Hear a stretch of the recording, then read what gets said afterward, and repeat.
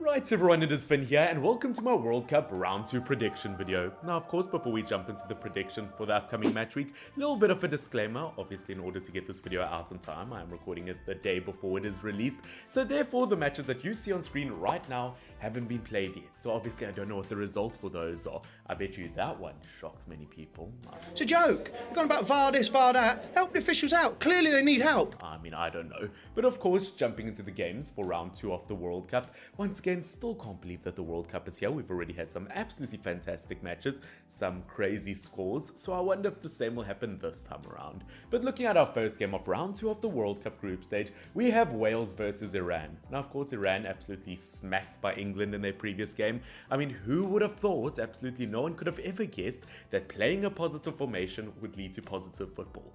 Mind-blowing. But of course, along with that, Iran did lose their goalkeeper to injury in that game after his nose swelled up to the size of Harry Maguire's head, so a tiny bit unfortunate for them, but I do think that they will have better luck this time around. Saying that, do I think they'll get a result versus Wales? Probably not. I think they've got a good team. I think Taremi not getting much of the ball versus England was a huge part to their downfall. I do think he has the ability to score versus Wales, but I still think Wales could get a result as well. I do think this will be a 1-1 draw. We've seen quite a few draws throughout the World Cup so far. Wales not quite convinced versus the USA. They almost lost it, but of course Gareth bailed them out of the situation. I find it hilarious, to be honest. Now, jumping into our second game, we've got Qatar versus Senegal. Now, of course, looking at Senegal, although yes, they lost to the Netherlands, I didn't think they had a bad game. I think for the first 80 minutes of the game, they were absolutely fantastic. They really held their own. It's just unfortunate that there were 10 more minutes after those 80. But I do think Senegal can be proud of themselves. I do feel like they were missing Sadio Mane, unfortunately. But versus Qatar, I can see them getting a result. I can see them getting their first win with a 1-0 win. So this could be the first African win of the World Cup. And versus Qatar, who, let's be honest, were pretty invisible. Versus Ecuador, I can't say I saw too much from them. There was essentially one team playing on that pitch. I do see Senegal winning it. I am going to go with a very modest 1-0 win, although it could be more. Now, moving on, we've got Netherlands versus Ecuador. Now, in my opinion, the two most informed teams in this group, Ecuador totally surprised me. I mean, Valencia, a man on form. I mean, where is he in a Louis Vuitton chess piece advert? That man was absolutely brilliant, the absolute GOAT. I almost said Brazilian, he might as well be, the way that he played. I do think this Ecuador team has a lot to offer. They were brilliant in the opening match. And versus Netherlands, once again, it's going to be a tricky one. But I do think Netherlands should still take it. Although, once again, it is football. Surprises happen all the time. I'm looking at you, Germany. But I do think Netherlands should be able to take this one. I'm going to make it a 2-1 result. I think a huge factor will be whether Memphis Depay is ready to start for the team. I feel like that's why Netherlands didn't really have that attacking front early on, is because he came on from the bench. But this time around, I do think Netherlands will capitalize. But I do think Ecuador, I hope they give them a run for the money. They were brilliant in that game. Now, talking about brilliance, we've got England versus USA. Now, once again, I've heard absolutely everyone talk about it, but there should be a bet between USA and England that whoever loses this game should have to keep James Corden for life. I didn't know that. But looking at England versus USA, although heading into this World Cup, lots of people talking about who's the better team here. I mean, is it soccer or is it football? I'm kidding, it will always be football. But looking at England after that performance, I have to get them the result. I'm not going to go for 5. I don't know why I typed that in. I'm going to go with the 2-1 result. Once again, they had such a confident game there. I feel like absolutely everyone was doing their parts. I mean, even Harry Kane, although not scoring, had a brilliant time, had some brilliant balls into the box. What do you mean by that? I do like this England team. I think they've got a lot of potential. And versus a USA team that just drew to Wales, who are underwhelming at the moment, I do think that the Three Lions should be able to take it. Now, moving on, we've got Tunisia versus Australia, which weirdly enough, it could be a very, very close game, as we saw Australia almost absolutely topple things over versus France after scoring the first goal. I mean, they put France down under in their group. Genuinely surprised us. But versus Tunisia, I like Tunisia's chances here. Not just saying that because I'm an African football fan, but I do think that they've got the ability here. Once again, it's hard to really judge how good Australia is because France, one of the best teams in world football, very hard to judge. But looking at Tunisia, their performance versus Denmark, I was very impressed with them. No, they didn't score, but they really held their own. I feel like they could have made their substitutes a tiny bit earlier. But once again, versus Australia, could be a very close one, and I do back their chances. Now, next up, we've got Poland versus Saudi Arabia. Now, obviously, look at Hervé Renard, the manager for the Saudi Arabian national team. He must be so happy with himself. I mean, a win versus Argentina. I mean, the entirety of Saudi Arabia was given a holiday the next day. A holiday. I mean, you know what most people get for doing their job well? They get more work. So this Saudi Arabian national team, super proud of them. Obviously Poland, I mean, they were deprived of a goal by the almighty Ochoa. Sometimes may be good, sometimes may be good. No surprise there, absolute World Cup legend. But looking at Poland versus Saudi Arabia, once again, it all depends whether Poland's going to be the same old, just underperforming in the big stage. But looking at the names in Poland, despite that Saudi Arabia shock, once again, I'm very tempted to give Saudi Arabia the result here. But I do think Poland will be able to take it, even if it's a penalty. I do think it'll just be a 1-0 win.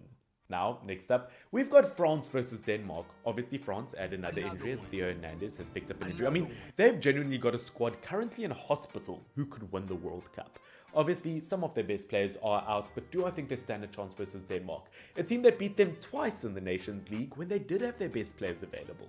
Once again, it's definitely not easy. Looking at Denmark versus Tunisia on the attacking front, they definitely weren't there. They were totally invisible.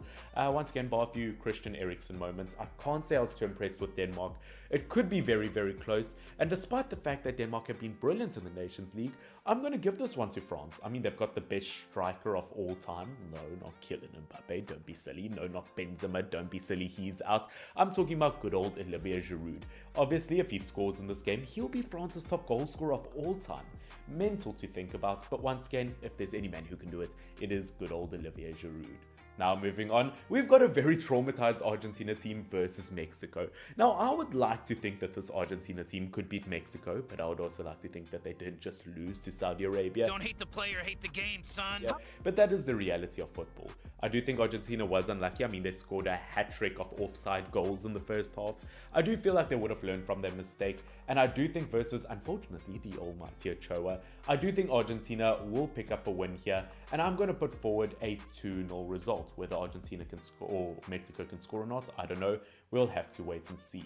Now, next up, we've got Japan versus Costa Rica. Now, I mean, I'm sorry, but Costa Rica, that. Germany, snap. That. I think I know what I'm going to go for in terms of a prediction here. There can only be one winner in my mind, and it has to be Japan. Once again, absolutely fantastic team. Costa Rica, you're here for the vibes, and I appreciate that. But there's only one winner here.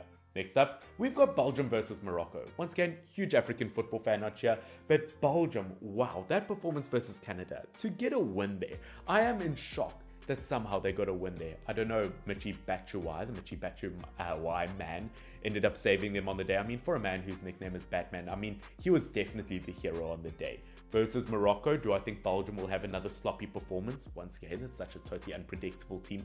I mean, Vertonghen and Alderweireld having to run back to save Belgium in defense over again at another tournament. Once again, how long can they do it for? I do think Morocco have a lot to offer. I think they definitely changed their style of play once Hamdallah came off the bench. I do think this Morocco team has something special, but Belgium, one of the best in the world, it is not going to be an easy one, and I do think Belgium will be able to just scrape it, but I do think Morocco will be very close. I wouldn't be surprised if Morocco scored the first goal and Belgium had to have a late dramatic comeback. Once again, it is football. We see games like that all the time. Now next up, Croatia versus Canada, which once again, looking at Canada, they were brilliant. They didn't deserve a loss versus Croatia, but once again, Canadians so nice, they decided to just give them the win. Once again, versus Croatia, which it just looks like the kit is glitching from this graphic.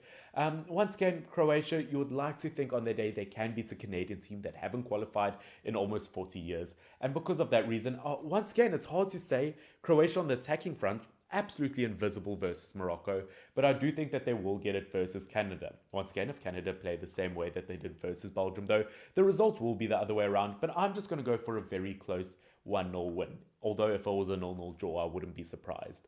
Now, next up, Spain versus Germany, which once again, that it should be an easy prediction, but once again, as you know, this German national team is absolutely fantastic. In terms of the individuals on their day, they can be brilliant. But when it comes to big teams, they almost do better versus big teams than they do small teams. They're notoriously really bad versus small teams, I've found. As we know, when it comes to Spain, as I've said many times, that brilliant kind of balance between youth and experience. Once again, it is a top quality team. This has potential to be a very, very close game. But after their previous performance, I'm going to go with a 2-1 result. Although I'm not that confident, it could go either way. Now, Cameroon versus Serbia next, which I've just finished live streaming the Cameroon game, and looking at them once again, they were not bad whatsoever. I wouldn't say that they deserved to lose to Switzerland. They had a top performance. I do think Mbeumo was a tiny bit disappointing, but other than that, Cameroon, absolutely brilliant. But looking at Serbia, one of the most informed teams in their group. Obviously, I'm recording it before their game in the Nations League, or in the World Cup. Jeez, imagine calling that the Nations League. Biggest insult ever.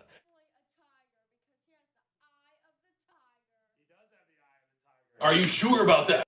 I'm recording this before their World Cup game, so I've got no idea how they're going to play versus Brazil. But I do think the Serbian national team is super, super strong. And if Cameroon don't improve off of their mistakes in the previous game, we could see a 2-1 loss, which I hope we don't see. But once again, it's hard to judge Serbia at the moment. Now, jumping into what I believe is one of our last games, third last game, we've got South Korea versus Ghana. Once again, time of recording, I haven't watched either of these two teams play yet. It's going to be very, very difficult, but I think Ghana can take this. I think the Black Stars can take this.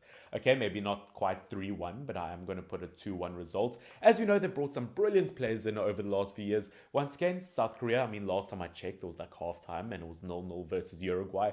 As we know, the South Korea team also has something very explosive about them. But once again, I just have to back the Black Stars of Ghana. Brilliant team. They beat, Switzerland 2-0 before the World Cup started. So who knows? Could see a shock here. Next up, Brazil versus Switzerland, which, as I said, Switzerland, although they got the result, weren't necessarily the better team versus Cameroon and versus the likes of Brazil, who are arguably one of the best teams in world football. I'm sorry, but it might be tremendously ugly here. I have to give it to Brazil's way. At the moment in time, I do think they are the favorites to win the World Cup, so they should beat Switzerland. But don't worry, Switzerland, at least your flag's a big plus. Now moving on to our final game, we've got Portugal versus Uruguay. Luis Suarez and Cavani versus Cristiano Ronaldo. What a game this could be. Once again, I've got no idea how these two teams will play in this World Cup. Once again, it is a very, very close one. As I said, this is probably the closest. This gives me memories of when Ronaldo helped Cavani off the pitch. But looking at these two teams, it's such a hard game to predict. I feel like it could genuinely be a 2-2 draw. And in fact, you know what? I'm going to go for it. I genuinely don't know who the winner could be here. So I am going to go for a 2-2 draw. Please don't mock me for sitting on the fence. But that, ladies and gentlemen, is it for my World Cup round 2 predictions. Once again, we've got some fantastic games on the way. Once again, this video might not be too highly edited because I do have to get it out in time. But once again, we've seen some absolutely fantastic fixtures. Don't forget to subscribe, as the goal is at least 10,000 before the end of the year. At this rate, I'm not sure we're going to make it, but I would appreciate it so, so much. Of course, don't forget to like if you all obviously liked it. And until next time, this has been your boy Finn, FYNN. Until next time, cheers.